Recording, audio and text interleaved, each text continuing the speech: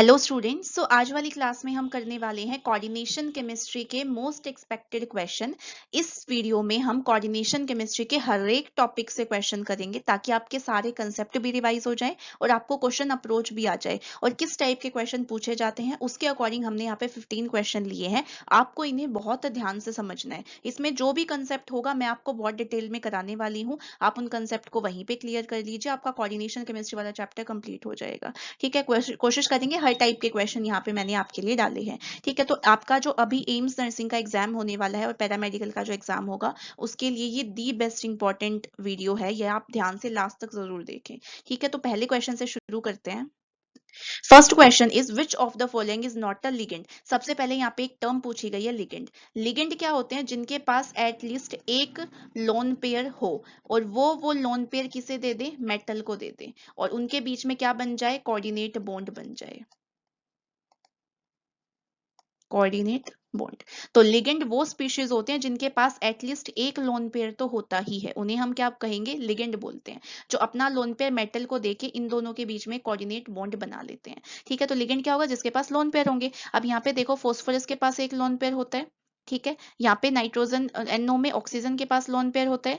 Sodium और fluorine में देखो, फ्लोरीन के पास यहाँ पे लोन पेयर होते हैं। ठीक है, तो सभी के पास लोन पेयर है एक्सेप्ट सोडियम। सोडियम के ऊपर पॉजिटिव चार्ज है प्लस उसके पास कोई लोन पेयर नहीं होता, वो एक ही बॉन्ड बनाता है, एक ही उसके पास वैलेंस इलेक्ट्रॉन होता है। तो यहाँ पे इसके पास कोई भी लोन पेयर नहीं है और लोन पेयर नहीं है तो फिर ये लिगेंड की तरह काम नहीं करेगा। तो आंसर इज सी। ठीक है, इसके अलावा एक और क्वेश्चन पूछा गया था जहाँ पे BF3 ऑप्शन दिया था, ये भी लिगेंड नहीं होता है। ठीक है, तो ऐसे दो टाइप के क्वेश्चन आपके अभी तक आए हैं। क्लियर है? नेक्स्ट क्वेश्चन देखते हैं। The compound having the lowest oxidation state of iron. हमें ऑक्सीडेशन स्टेट निकालना है, तो एक क्वेश्चन आपका ऑक्सीडेशन स्टेट और कोऑर्डिनेशन नंबर से बनता है। अब ऑक्सीडेशन स्टेट कैलकुलेट कैसे करोगे? ठीक है, देखो हर एक स्पीशीज में हर एक एटम के ऑक्सीडेशन स्टेट का सम क्या होता है? 0 होता है। हमें आयरन का देखना है, हमें पता है पोटेशियम का कितना होता है? +1। आयरन का हमें नहीं पता तो हम x मान लेंगे। ऑक्सीजन का ऑक्साइड की फॉर्म में होता है -2। तो अब इन सभी का करेंगे तो एक पोटेशियम का +1 है, दो पोटेशियम का कितना होगा? +2। आयरन का यहाँ पे क्या हो जाएगा? x। एक ऑक्सीजन का -2 है तो चार ऑक्सीजन का कितना हो जाएगा? -8। सभी के ऑक्सीडेशन स्टेट का सम क्या हो जाएगा? 0। यहाँ से अगर हम x की वैल्यू निकालेंगे तो हमारे पास कितनी वैल्यू आएगी? +6 आएगी। ठीक है, तो यहाँ पे कितना आया? +6। नेक्स्ट में देखते हैं, पोटेशियम का +1, आयरन का x मान लेंगे, साइनाइड का -1 होता है। ठीक है, ये एक एनायनिक लिगेंड होता है। तो यहाँ पे अगर हम करेंगे तो ये हो जाएगा पोटेशियम का +4, आयरन का x और साइनाइड का हो जाएगा -6, क्योंकि एक का -1 है तो 6 का कितना होगा? -6। किसके बराबर हो जाएगा? 0। तो यहाँ से x की वैल्यू क्या हो जाएगी? 6 - 4 = +2। तो सेकंड के लिए क्या वैल्यू आई है? +2। इसके लिए देखते हैं हम, आयरन का हम x मान लेंगे, ऑक्सीजन का हम -2 मानेंगे। तो यहाँ पे एक का x है, दो का कितना हो जाएगा? 2x। एक का -2 है, तीन का कितना हो जाएगा? -6 = 0। तो x की वैल्यू यहाँ पे कितनी आ जाएगी? +3। सॉल्व करोगे तो +3 आ जाएगी। नेक्स्ट हम देखते हैं FeCO5। अब यहाँ पे जो CO होता है ना, ये न्यूट्रल होता है।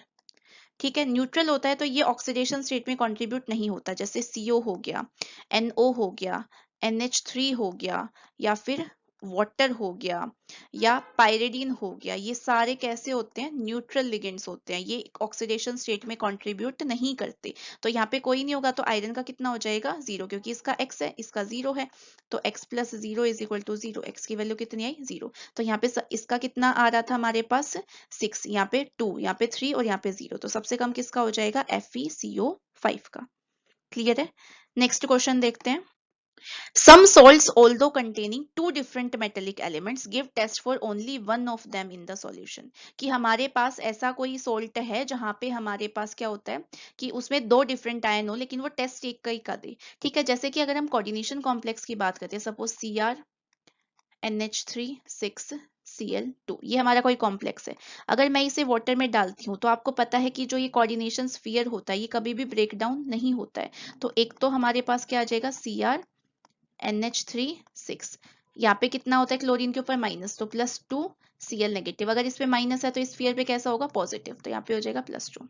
ठीक है, क्योंकि इस पे टोटल कितना है? -2, तो इस पे टोटल कितना होगा? +2। तो हमें यही दो आयंस मिलते हैं। तो अगर मैं सॉल्यूशन में टेस्ट पूछूंगी तो वो सिर्फ क्लोराइड का टेस्ट देगा, इसका टेस्ट तो देगा ही नहीं। ना तो वो क्रोमियम का टेस्ट देगा, ना ही वो नाइट्रोजन का टेस्ट देगा, ना हाइड्रोजन का टेस्ट देगा। वो सिर्फ किसका टेस्ट देगा? क्लोरीन, क्योंकि आयंस तो क्लोरीन के ही हैं सॉल्यूशन में। ठीक है, तो कोऑर्डिनेशन कॉम्प्लेक्स वो कॉम्प्लेक्स होते हैं जिन्हें हम अगर वाटर में डालें तो वो पूरे आयनाइज नहीं होते, उनका सिर्फ जो बाहर वाला पोर्शन होता है वही आयनाइज होता है और वही पॉजिटिव टेस्ट देता है। तो इनको क्या बोला जाता है? इनको बोला जाता है कॉम्प्लेक्स। ठीक है, कॉम्प्लेक्स कंपाउंड, कोऑर्डिनेशन कंपाउंड या कॉम्प्लेक्स। क्लियर है? ठीक है, तो जो एक ही का टेस्ट देते हैं उनको कॉम्प्लेक्स बोला जाता है और जो सभी का टेस्ट देते हैं उन्हें डबल सोल्ट बोला जाता है। ठीक है, नेक्स्ट क्वेश्चन देखते हैं। According to Lewis the ligand are. अब देखो लेविस के अकॉर्डिंग एसिड बेस क्या होता है? Lewis acid and Lewis base. तो एसिड वो होंगे जो इलेक्ट्रॉन को एक्सेप्ट करते हैं, इलेक्ट्रॉन एक्सेप्टर, और बेस जो होंगे वो होते हैं इलेक्ट्रॉन डोनर। ठीक है, अब देखो A for acid, A for acceptor, ऐसे याद रखना है। तो लेविस एसिड वो स्पीसीज होते हैं जिनमें जो क्या कहते हैं, इलेक्ट्रॉन को एक्सेप्ट करते हैं। ठीक है, तो अब देखो लिगेंड की क्या खास बात होती है कि वो लोन पेयर को डोनेट करते हैं। डोनेट करते हैं किसे करते हैं? मेटल को डोनेट करते हैं। ठीक है, तो यहाँ पे इलेक्ट्रॉन डोनर को क्या बोला जाता है? बेस। तो लिगेंड का नेचर कैसा हुआ? Basic in nature. ठीक है, और जो यहाँ पे मेटल होगा जिसको इलेक्ट्रॉन मिल रहा है, मेटल क्या कर रहा है? एक्सेप्ट कर रहा है ना, तो इसीलिए मेटल को क्या बोलेंगे? Lewis acid. और लिगेंड को क्या बोलेंगे? Lewis base. क्लियर है? नेक्स्ट क्वेश्चन देखते हैं। An example of ambidentate ligand. अब देखो यहाँ पे एक टर्म आई है एम्बीडेंटेट लिगेंड, ये होता क्या है? ऐसे लिगेंड जो होते तो मोनोडेंटेट है। मोनोडेंटेट का मतलब क्या होता है? मोनोडेंटेट का मतलब होता है जिनके अंदर एक ही डोनर एटम होता है, एक डोनर साइट होती है जिसके अंदर, उन्हें क्या कहते हैं? मोनोडेंटेट। तो ऐसे लिगेंड जो होते तो मोनोडेंटेट है लेकिन उनके पास दो डोनर एटम होते हैं, दो डोनर एटम होते हैं, लेकिन एक टाइम पे डोनेट एक ही करेगा।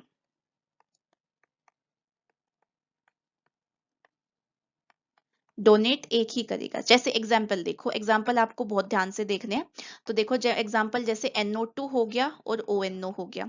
अब NO2 मोनोडेंटेट है, अब ये नाइट्रोजन से भी डोनेशन कर सकता है, ऑक्सीजन से भी डोनेशन कर सकता है। तो ये क्या है? Ambidentate ligand. लेकिन एक टाइम पे एक ही करेगा, या तो ये नाइट्रोजन से करेगा या ये ऑक्सीजन से करेगा, दोनों साइमल्टेनियसली नहीं कर सकता ये।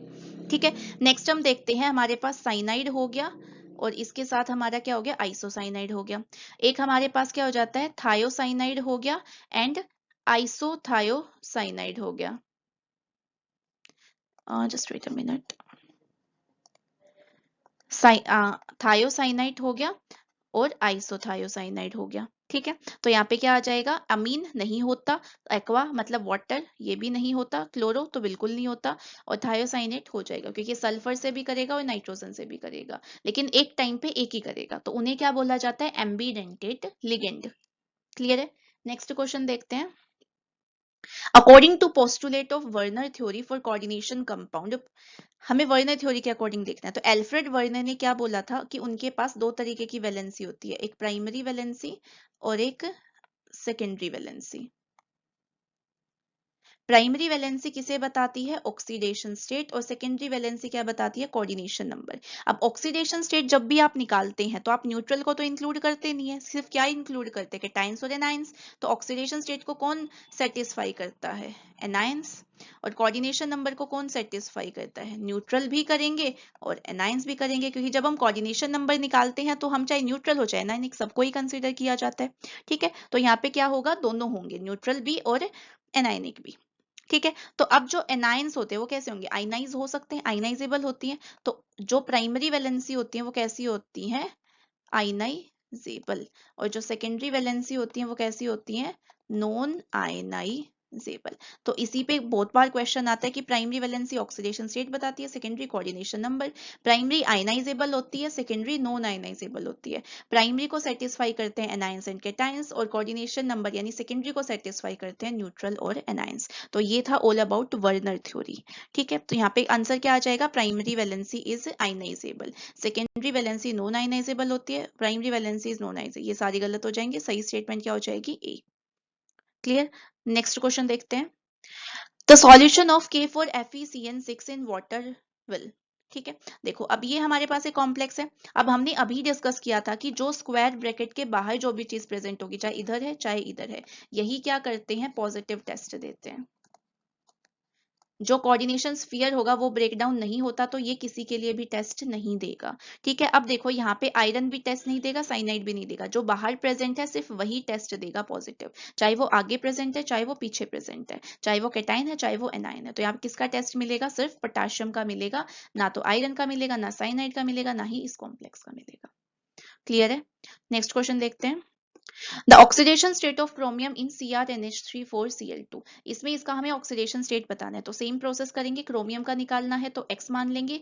ये हमने अभी डिस्कस किया था कि कैसा होता है, न्यूट्रल लिगेंड होता है, तो इसका हम 0 कंसिडर करेंगे। फ्लोरीन का हम -1 कंसिडर करेंगे। अब लिखो, क्रोमियम का हम मान लेंगे X, इसका कितना होता है 0, प्लस क्लोरीन का कितना होता है 1 का -1, 2 का कितना हो जाएगा -2। सबका सम किसके बराबर है? 0 के बराबर हो जाएगा। यहाँ से x की वैल्यू निकालेंगे तो कितनी आ जाएगी? +2, क्योंकि ये माइनस उधर जाके क्या हो जाएगा? प्लस। ठीक है, तो आंसर कितना आ जाएगा? +2।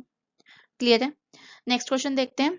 The IUPAC name of the complex is. ये हमारे पास एक कॉम्प्लेक्स है, इसका हमें नाम लिखना है। तो IUPAC के जनरल रूल बताती हूँ। सबसे पहले हम किसका नाम लिखते हैं? कैटायंस का। फिर हम किसका नाम लिखते हैं? कोऑर्डिनेशन स्फीयर का। कोऑर्डिनेशन स्फीयर में पहले किसका नाम लिखा जाएगा? लिगेंड्स का, इसमें अल्फाबेटिकल ऑर्डर में।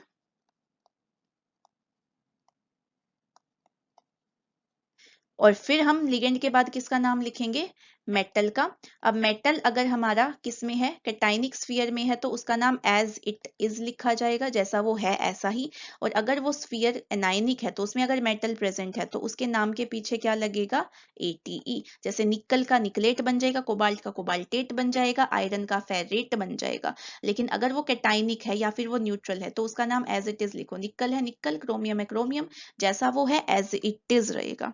ठीक है, और मेटल के फिफ्थ हमारे पास रूल क्या आएगा? मेटल के नाम के साथ हमें क्या लिखना है?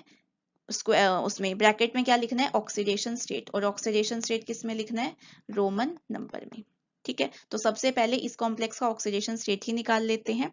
ठीक है, देखो, कोबाल्ट का हम x मान लेंगे, ये हमारा न्यूट्रल होता है तो 0, वाटर भी क्या होता है? न्यूट्रल, तो 0, क्लोरीन का -1, इस क्लोरीन का भी -1, तो ये हो जाएगा x + 0 + 0, एक क्लोरीन का -1, 2 क्लोरीन का -2 = 0। ठीक है, तो x की वैल्यू क्या आ जाएगी? +3 आ जाएगी हमारे पास। ठीक है, तो ऑक्सीडेशन स्टेट कितना आएगा? 3। अब देखो, सबसे पहले हम कैटायन का नाम लिखेंगे, तो जो ये स्फीयर है ये हमारा कैसा है? कैटायन है, क्योंकि क्लोरीन पे माइनस है तो इस पे कितना होगा? प्लस चार्ज होगा। तो अगर ये कैटायन है तो कैटायन का नाम लिखेंगे सबसे पहले लिगेंड का। तो लिगेंड हमारे पास अमीन लिगेंड है, एक्वा वाटर लिगेंड है, और क्लोराइडो क्लोरीन लिगेंड है। तो इसमें सबसे पहले हमारे पास क्या आता है? एक है हमारे पास अमीन, एक्वा यानी कि वाटर, और एक है हमारे पास क्लोरो। देखो, हम इसे क्लोरो भी लिख सकते हैं और हम इसे क्लोराइडो भी लिख सकते हैं। इसे हम क्लोराइडो ही लिख लेते हैं।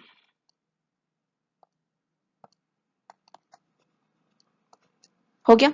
ठीक है, अब हम इसका नाम लिखते हैं। देखो, अमीन ए पहले आता है, यहाँ पे भी ए है, लेकिन इसका दूसरा क्या है? एम, और यहाँ पे क्या है? क्यू। तो पहले हम इसे लिखेंगे, फिर इसे लिखेंगे, और तीसरे नंबर पे इसे लिखेंगे। तो शुरुआत कहाँ से करेंगे? अमीन से। अब अमीन कितने हैं? 4 अमीन है, तो हम क्या लिखेंगे? Tetra amine. तो टेट्रा अमीन जहाँ पे भी दिख रहा है, देखो यहाँ पे टेट्रा अमीन। उसके बाद क्या है? एक्वा, तो हमारे पास क्या आ जाएगा? एक्वा। उसके बाद क्लोरीन है, तो ये हो जाएगा क्लोराइडो, क्योंकि जो एनायनिक लिगेंड होते हैं, एनायनिक लिगेंड जो होते हैं, उनके नाम के पीछे क्या लगता है? ओ लगता है। क्लोरो या क्लोराइडो को, सॉरी, सल्फेटो, कार्बोनेटो, ऑक्सो। ठीक है, तो नाम के पीछे ओ लगता है। तो क्लोराइडो हो गया। उसके बाद मेटल का नाम लिखेंगे कोबाल्ट। अब ये कैटाइनिक में था तो इसलिए हमने सिर्फ कोबाल्ट लिखा है, अदरवाइज क्या लिखते? कोबाल्टेट। तो कोबाल्ट लिखेंगे। उसके बाद ऑक्सीडेशन स्टेट 3 आया था वो, और लास्ट में जो ये आयनाइजेशन स्फीयर बच जाता है। तो यहाँ पे देखो, यहाँ पे क्लोरीन के 2 एटम है, लेकिन यहाँ पे हम नंबर नहीं लिखते। जो भी स्क्वायर ब्रैकेट के बाहर होता है हम उसका नंबर कभी नहीं लिखते। तो यहाँ पे सिर्फ क्या लिखेंगे? क्लोराइड, डाई क्लोराइड नहीं लिखेंगे, चाहे वो आगे प्रेजेंट है चाहे वो पीछे प्रेजेंट है। आयनाइजेशन स्फीयर में नंबर नहीं लिखा जाता। क्लियर है? नेक्स्ट क्वेश्चन देखते हैं। Which of the following is a heteroleptic. अब ऐसा ही क्वेश्चन इस बार नीट में आया था, तो ये क्वेश्चन काफी इजी होते हैं। तो हमारे पास 2 तरीके के कॉम्प्लेक्स होते हैं, एक तो होते हैं होमोलैप्टिक और एक होते हैं हेटेरोलैप्टिक। ठीक है, होमोलैप्टिक वो होते हैं जिसमें सेम टाइप ऑफ लिगेंड होते हैं, सेम टाइप ऑफ लिगेंड यानी एक ही टाइप का लिगेंड होगा। और हेट्रोलैप्टिक जिसमें डिफरेंट टाइप के क्या होते हैं? लिगेंड होते हैं। अब इसमें देखो, इसमें सिर्फ क्या है, अमोनिया, तो ये कैसा होगा, होमोलेप्टिक। इसमें क्या अमोनिया भी है और क्लोरीन भी है, तो ये क्या होगा, हेट्रोलेप्टिक। इसमें सिर्फ साइनाइड है तो ये कैसा हो जाएगा, होमोलेप्टिक। इसमें अमोनिया है और क्लोरीन है तो ये कैसा हो जाएगा, हेटेरोलेप्टिक। तो हमारे पास हेट्रोलेप्टिक कितने हैं, 2 हैं। कौन कौन से हैं, सेकंड और फोर्थ। तो आंसर आपका क्या आ जाएगा, बी, सेकंड और फोर्थ। अगर यहाँ होमोलेप्टिक पूछा जाता तो आ जाता 1 और 4। क्लियर है। नेक्स्ट क्वेश्चन देखते हैं। अब ये क्वेश्चन है, हमें बताना है ये एक दूसरे से कैसे रिलेटेड है, यानी हमें आइसोमर बताना है। ठीक है, अब आइसोमर हमारे पास कितने तरीके के होते हैं, एक होता है स्ट्रक्चरल और एक होता है स्टीरियो। ठीक है, अब स्ट्रक्चरल हमारे पास कितने तरीके के होते हैं, एक तो होते हैं हमारे पास लिंकेज,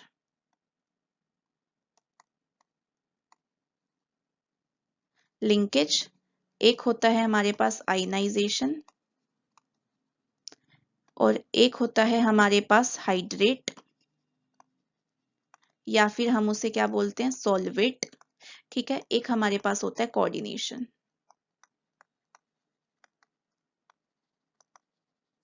स्टीरियो में हमारे पास दो तरीके के होते हैं, एक तो होता है हमारे पास ज्योमेट्रिकल आइसोमर और एक होता है हमारे पास ऑप्टिकल आइसोमर। तो ये हमारे आइसोमर्स के टाइप है। अब हमें क्या बताना है, देखो यहाँ ज्योमेट्रिकल आइसोमर है, ऑप्टिकल आइसोमर है, लिंकेज है और कोऑर्डिनेशन है। अब देखो यहाँ पे एक चीज पहचानो, जो NO2 है और ONO है, ये मैंने अभी आपको कौन सी लिस्ट में कराया था, ये दोनों कैसे होते हैं, एम्बीडेंटेट लिगेंड होते हैं। और जहां पे भी आपका एक भी एम्बीडेंटेट लिगेंड आ जाए तो वो कौन से टाइप का आइसोमेरिज्म शो करता है, लिंकेज टाइप का करता है। जैसे कि अगर आपका एक में CN और एक में NC आ जाए तो भी वो लिंकेज है, एक में NO2 और ONO आ जाए तो भी वो लिंकेज है। ठीक है, SCN और NCS आ जाए तो भी वो लिंकेज है। तो ये लिंकेज आइसोमर शो करते हैं, क्योंकि एक में वो लिंकेज नाइट्रोजन से कर रहा है, एक में वो लिंकेज ऑक्सीजन से कर रहा है। ठीक है, तो इसीलिए ये क्या होते हैं, लिंकेज आइसोमर होते हैं। तो आपका आंसर क्या आ जाएगा, लिंकेज आइसोमर। क्लियर है। तो आइसोमेरिज्म बहुत इंपॉर्टेंट टॉपिक है, इनऑर्गेनिक में भी और ऑर्गेनिक में भी, और ये काफी इजी है, आपको एक बार समझ आ गया तो आपको करने में बहुत इजी रहेगा। ठीक है, नेक्स्ट क्वेश्चन देखते हैं। The number of isomer exhibited by this. ठीक है, देखो अब ये कितना है, यहाँ पे कोऑर्डिनेशन नंबर देखो, ये 3 लिगेंड यहाँ पे, 3 लिगेंड यहाँ पे, तो टोटल इसका कोऑर्डिनेशन नंबर 6। कोऑर्डिनेशन नंबर 6 होता है तो वो कौन से टाइप का कॉम्प्लेक्स होता है, ऑक्टाहेड्रल टाइप का कॉम्प्लेक्स होता है। अब ऑक्टाहेड्रल में हमारे पास बहुत सारे आइसोमर बनते हैं, लेकिन अगर कभी भी ऑक्टाहेड्रल में आता है Ma3B3 टाइप का कॉम्प्लेक्स आता है, तो वो कुछ इस तरीके से बनेगा। आप उसका स्ट्रक्चर देखिए, अगर ऑक्टाहेड्रल बनाना है, ये मेटल मान लेते हैं। अब A3B3 है तो 3 हमने A ले लिए और 3 हमने B ले लिए। ठीक है, अब इसका दूसरा स्ट्रक्चर देखो,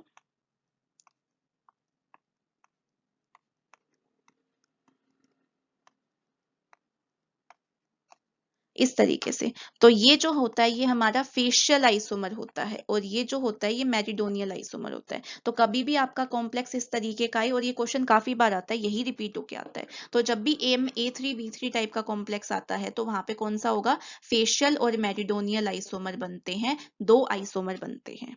ठीक है, तो कितना नंबर आ जाएगा, 2। क्लियर है। ठीक है, काफी इंपॉर्टेंट है, आइसोमेरिज्म के क्वेश्चन जरूर कर लेना। ठीक है, नेक्स्ट हम देखते हैं। ये कॉम्प्लेक्स है, यहाँ पे हमें बताना है how many geometrical isomers are there. ठीक है, तो इसकी मैं आपको एक लिस्ट प्रोवाइड करा दूंगी। ठीक है, एक पोस्ट डाल दूंगी, उसमें सारे आइसोमेरिज्म की लिस्ट मिल जाएगी। ठीक है, देखो, तो देखिए इसमें हमारे पास पहले कोऑर्डिनेशन नंबर देखते हैं, एक मोनोडेंटेट यहाँ पे, एक मोनोडेंटेट यहाँ पे, एक ये और एक ये, तो टोटल कोऑर्डिनेशन नंबर कितना हो जाएगा, 4। एक बॉन्ड ये बनाएगा, एक ये और एक ये, तो टोटल 4 बॉन्ड बन रहे हैं मेटल के अराउंड। तो ये कौन से टाइप का हो जाएगा, कोऑर्डिनेशन नंबर 4। कोऑर्डिनेशन नंबर 4 में 3 केसेस हम करते हैं, एक तो होता है Ma2B2 टाइप का, एक होता है Ma2B और C टाइप का, यानी 2 लिगेंड एक जैसे हैं, 2 अलग अलग हैं, और एक होता है MABCD टाइप का। ठीक है, तो इसमें हमारे पास 2 ज्योमेट्रिकल आइसोमर होते हैं, ये हम ज्योमेट्रिकल आइसोमर निकालते हैं। इसमें भी कितने होते हैं, 2। कौन कौन से 2 होते हैं, एक होता है सिस और एक होता है ट्रांस। और जो MABCD टाइप का होता है इसमें 3 ज्योमेट्रिकल आइसोमर बनते हैं। ठीक है, अब वो 3 कौन कौन से होते हैं वो देखिए। तो यहाँ पे आंसर तो 3 आ जाएगा, सीधा सीधा आपको ABCD टाइप का कभी भी दिखे तो 3 आ जाएगा। ये तो मैंने कोऑर्डिनेशन नंबर 4 के लिए बताया है। और कोऑर्डिनेशन नंबर 6 का जो भी टेबल है ऑक्टाहेड्रल का वो मैं आपको अपलोड कर दूंगी, आप उसमें देख सकते हैं। ठीक है, कम्युनिटी पोस्ट में उसे डाल दूंगी। ठीक है, अब देखिए इसके जो 3 आइसोमर है वो बनेंगे कैसे। देखो ये कौन से टाइप का होता है, स्क्वायर प्लेनर होता है। जो स्क्वायर प्लेनर होते हैं वही ज्योमेट्रिकल आइसोमर शो करते हैं। टेट्राहेड्रल कभी भी ज्योमेट्रिकल आइसोमर शो नहीं करता, वो सिर्फ ऑप्टिकल आइसोमर शो करता है। तो देखो यहाँ पे हमें क्या करना है, A B C और D। यहाँ पे आप इसे मान सकते हो, ये A है, ये B है, ये C है, ये D है। हम इस तरीके से देखते हैं। ठीक है, तो आपको क्या करना है, एक को फिक्स कर लेना। सपोज A को फिक्स किया है, आपको A को रोटेट नहीं करना, बाकी सबको रोटेट करना है। जैसे कि अब हम इसको रोटेट करेंगे, D को B की जगह पे, B को C की जगह पे और C को D की जगह पे, ऐसे रोटेट करेंगे तो ये आ जाएगा MA, यहाँ पे क्या आ जाएगा D, यहाँ पे क्या आ जाएगा B और यहाँ क्या आ जाएगा C। अब फिर से एक बार और हम इसके क्या करेंगे, रोटेट करेंगे। ठीक है, अब रोटेट करेंगे तो C यहाँ पे चला जाएगा, D यहाँ पे एंड B यहाँ पे। तो ये बन जाएगा MA, यहाँ पे आ जाएगा C, यहाँ पे आ जाएगा D और यहाँ आ जाएगा B। अब अगर हम इसे एक बार और रोटेट करेंगे, ठीक है, सपोज हम एक बार और रोटेट कर रहे हैं इसे, तो रोटेट करेंगे तो वापस से हमें पहले वाला ही स्ट्रक्चर मिल जाएगा। तो यहाँ पे कितने आइसोमर बन रहे हैं हमारे पास, 3। अब यहाँ हम सिस ट्रांस डिफाइन नहीं करते, बस हमें ये याद रखना है ज्योमेट्रिकल आइसोमर 3 बनेंगे। ठीक है, नेक्स्ट क्वेश्चन देखते हैं। ये हमारे पास एक कॉम्प्लेक्स है स्कैंडियम का, यहाँ पे हमें इसके टाइप बताने हैं। तो यहाँ पे सबसे पहले ऑक्सीडेशन स्टेट निकालना सीखिए। ठीक है, ऑक्सीडेशन स्टेट देखो, स्कैंडियम का हम X मान लेते हैं, वाटर का 0 क्योंकि न्यूट्रल होता है, और लास्ट में हमारे पास 3 पॉजिटिव है। तो हम क्या करेंगे, X plus 0 is equal to, अब यहाँ 0 नहीं लिखेंगे क्योंकि इसके ऊपर कोई चार्ज है। अगर कोई चार्ज नहीं होता तो 0 लिखते हैं, अगर चार्ज है तो फिर वही चार्ज लिखा जाता है। ये हो गया। तो X की वैल्यू यहाँ पे कितनी आई है, +3। अब +3 में हम स्कैंडियम की कॉन्फ़िगरेशन देखते हैं। स्कैंडियम की होती है 3D1 4s2। अगर मैं स्कैंडियम 3 पॉजिटिव की कॉन्फ़िगरेशन देखती हूँ तो वो क्या हो जाएगा, 3D0 4s0। तो D में कितने इलेक्ट्रॉन है, 0। 0 है तो वो कैसा होता है, कलरलेस।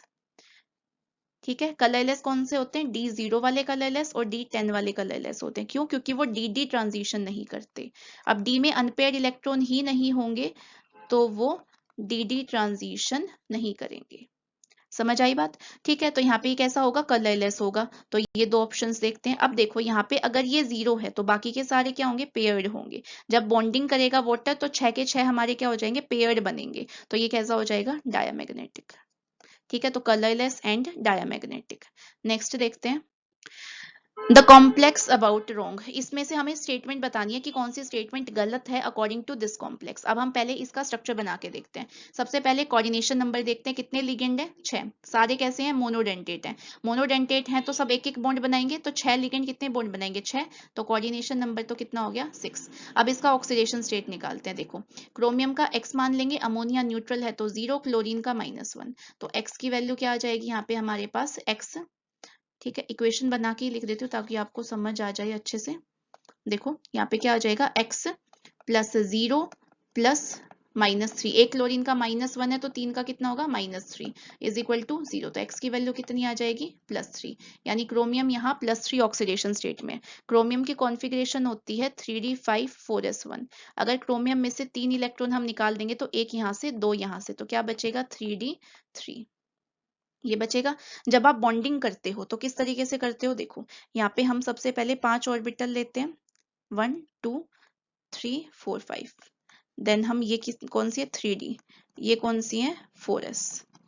देन हमारे पास होती है 4p एंड देन हम लेते हैं 4d, जो VBT के अकॉर्डिंग हम बनाते हैं ना वो। ठीक है, अब यहाँ पे देखो कितने इलेक्ट्रॉन है, 3। तो मैं यहाँ पे 3 इलेक्ट्रॉन फिल कर देती हूँ। हमें देखो कितने कराने हैं, 6 अमोनिया की बॉन्डिंग करानी है। तो हम यहीं से शुरू कर देंगे क्योंकि हमारे पास अंदर वाली 2 d ऑर्बिटल खाली है, तो यहीं से शुरू करेंगे। तो ये कोऑर्डिनेट बॉन्ड बनाते चले जाएंगे, बनाते चले जाएंगे।